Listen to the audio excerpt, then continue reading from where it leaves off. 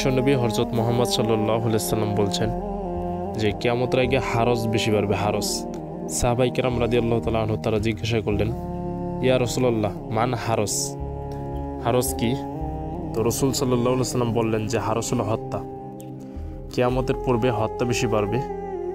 কিভাবে মানুষকে মারা যাবে, কিভাবে হত্যা করা যাবে, এগুলো মানুষ অনেকে নিয়ে থাকে। কিভাবে গুম করা যাবে, কিভাবে তাকে ছুরি দিয়ে আঘাত করে দুনিয়া থেকে বিদায় করা যাবে, অনেক মানুষ এরকম নিয়ে থাকে।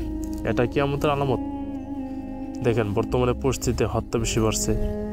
বর্তমানে পরিস্থিতিতে কীভাবে মানুষের অবৈধভাবে টাকা নেওয়া যায়, এগুলো বেশি বাড়ছে। এগুলো হলো কিয়ামতের আলামত।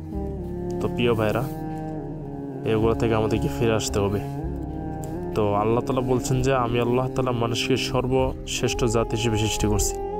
আর আমরা সর্বশ্রেষ্ঠ জাতি হিসেবে মানুষ আমরা।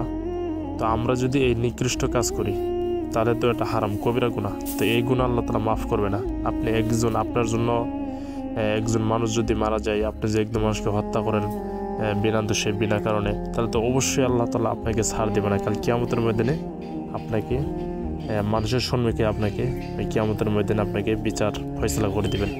তো আল্লাহ তাআলা সর্বশ্রেষ্ঠ বিচারক। দুনিয়াতে যদি কেউ বিচার না পায় তাহলে অবশ্যই আপনি ধৈর্য ধরবেন। ইনশাল্লাহ কাল কিয়ামতের ময়দানে আল্লাহ তাআলা আপনার ন্যায় বিচার করে দিবেন। অনেকেই দেখবেন বর্তমানে মানুষ একজন মানুষকে কীভাবে ঠকানো যায়, কিভাবে তাকে বিপদে ফেলানো যায়, এগুলো নিয়ে থাকে। তো এগুলা আসলে শয়তানের কাজ। এগুলা যারা করবে তারাই বিপদ বালা মুসিবত দুনিয়াতে নিয়ে আসে। আল্লাহ তাআলা বলছেন জহরাল ফাসাদু ফিল বাররি ওয়াল বাহরি বিমা কাসাবাত আইদিন নাস। জলে স্থলে যত বিপর্যয় ছড়িয়ে পড়ে এগুলো হলো মানুষের হাতে কামাই করা। তো আমরা অবশ্যই সঠিকভাবে চলবো, অবৈধ হারাম কাজ থেকে আমরা বিরত থাকবো। ইনশাল্লাহ দেখবেন আল্লাহ তাআলা আপনাকে শান্তিতে রাখবেন এবং দুনিয়াতেও আল্লাহ তাআলা সবাইকে শান্তিতে রাখবেন। দেখেন অনেক জায়গায় নানান ধরনের গজব আসমান থেকে নাজিল হয়, এগুলো আসলে মানুষের হাতে কামাই করা।